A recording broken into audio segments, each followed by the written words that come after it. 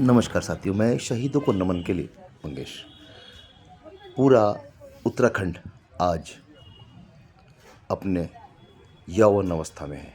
25 वर्ष पूरे हो चुके हैं राज्य स्थापना को।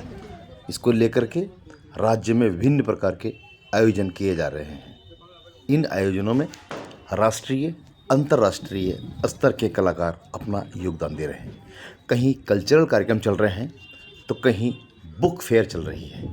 जी हाँ, दून लाइब्रेरी में 1 तारीख से लगातार चल रही है बुक फेस्टिवल, यानी कि किताबों का एक बड़ा जखीरा जहाँ पर देखने को मिल रहा है। पूरे देश भर से पब्लिशर्स यहाँ पर अपनी अपनी बुक्स लेकर के आए हैं।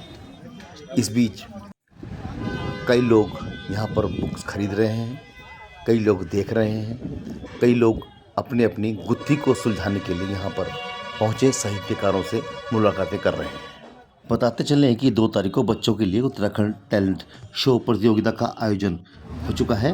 वहीं 3 तारीख को यानी कि 3 नवंबर को गढ़वाली लोक संगीत पर पद्मश्री माधुरी पड़थवाल जी की व्याख्यात्मक प्रस्तुति होगी।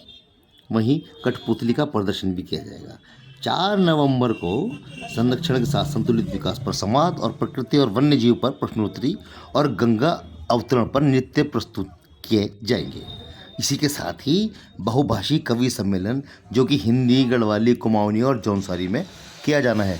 यहाँ पर बताते चलें कि देहरादून में ही कई कार्यक्रमों का आयोजन किया जा रहा है। निनाद कार्यक्रम किया जा रहा है जिसमें हॉलीवुड, बॉलीवुड और उत्तराखंडी फिल्मों में संगीत में काम कर रहे कलाकार मौजूद हैं। वहीं दूसरी ओर लाफिंग फेस्ट किया जा रहा है जिसमें कपिल शर्मा शो के सभी कलाकार अपनी प्रस्तुति दे रहे हैं, जो कि 3 दिन तक लगातार चलने वाला है। यानी कि 3 तारीख तक ये कार्यक्रम भी चलेगा। कार्यक्रम का आयोजन IHM नींबूवाला देहरादून में किया जा रहा है। उत्तराखंड की सरकार और उसके मुख्यमंत्री और उनकी टीम इसके लिए बधाई की पात्र है, जिन्होंने सिल्वर जुबली समारोह के लिए इतने सारे आयोजन किए हैं और आम जनता को इसके लिए निःशुल्क आमंत्रित किया जा रहा है।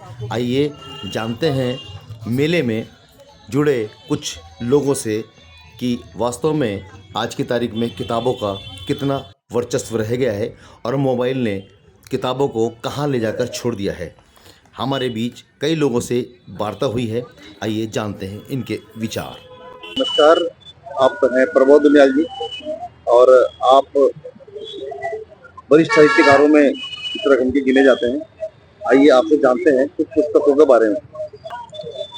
आज यहाँ पर 2 दिनी पुस्तक मेला जो राज्य स्थापना दिवस पे जिसपे 25 साल पूरे होने जा रहे हैं, रजत जयंती पूरी होने जा रही है, तो ये बेहद खुशी का मौका है कि किताबों को पढ़ने से लेकर और उसको एक संस्कृति को विकसित करने के उद्देश्य से दून लाइब्रेरी ने एक सार्थक कदम उठाया है। तो आज आप देख रहे हैं कि इस पंडाल में 1 तारीख से यहाँ पर इस मेले का आयोजन किया गया। कम से कम 2 दर्जन आई थिंक सो कि 1 दर्जन से भी अधिक यहाँ पर प्रकाशक उपस्थित है। तो सब अपने अपने पुस्तकों के यहाँ साथ हैं और निश्चित तौर पे कई उन पे टाइटिल है और उत्तराखंड के इतिहास पे, संस्कृति पे, राजनीति पे बहुत अच्छी अच्छी किताबों का यहाँ प्रदर्शन किया जा रहा है। तो हम एक गुजारिश जरूर करना चाहेंगे कि जरूर पाठक यहाँ तक पहुँचे और जो यहाँ पर किताबें हैं उनका लाभ उठाएं। मुझे जगदीश बावला कहते हैं और आज की ये जो यहाँ पुस्तक प्रदर्शनी लगी इसको देख के बहुत अच्छा लगा कि देर से ही सही लेकिन कुछ काम ठीक हो रहा है। मैंने 84 में टाउन हॉल में एक एग्जीबिशन लगवाई थी पुस्तकों की और पूरे उत्तराखंड के गढ़वाली थिएटर एक संस्था थी हमारी, उसके नाम से, और गढ़वाली नाटक भी किया हमने पहली बार फुल लेंथ नाटक उसमें। तो पूरे गढ़वाल के जितने भी राइटर हैं सबकी पुस्तकें वहाँ रखी गई थी और वो करीब 1 हफ्ते तक चली। तो उसके बाद जो है मुझे देखने को नहीं मिला कि कहीं भी इतने सारे इसमें, जैसे मुझे बताया गया कि 18 करीब जो पब्लिशर जो हैं और विशेषकर पूरे उत्तराखंड के और बाहर से भी यहाँ पर आए हैं। तो मैं समझता हूँ कि आज की जो पीढ़ी है मोबाइल कल्चर की तरफ भागी चली जा रही है, तो उसके साथ पुस्तकों का जो महत्व वो अपना अलग महत्व है। तो पुस्तकों का महत्व बनाए रखने के लिए इस तरह की जो एग्जीबिशन है ये हर साल होनी चाहिए और साल में अगर 2-3 बार भी है तो कोई बड़ी बात नहीं है, क्योंकि अभी भी आप देखिए लखनऊ में आपको साहित्यकार मिलेंगे, संगीतकार मिलेंगे, साहित्यकार मिलेंगे, कलाकार मिलेंगे, तो तो वहां पर इस तरह की एग्जीबिशन अभी पिछले 3 महीने में करीब 5 या 6 लग चुकी है और अभी भी अक्टूबर में फिर लगने वाली है। तो मैं समझता हूँ कि हमको उससे अपना जो बड़ा भाई हमारा उत्तर प्रदेश, उससे प्रेरणा लेकर के इस तरह की एग्जीबिशन समय समय पर लगनी चाहिए, क्योंकि जो यहाँ के जो राइटर हैं उनकी जो लिखी हुई किताबें, बहुत मेहनती लोग हैं यहाँ पर और उन्होंने जो लिखा है वो अमूल्य धरोहर है।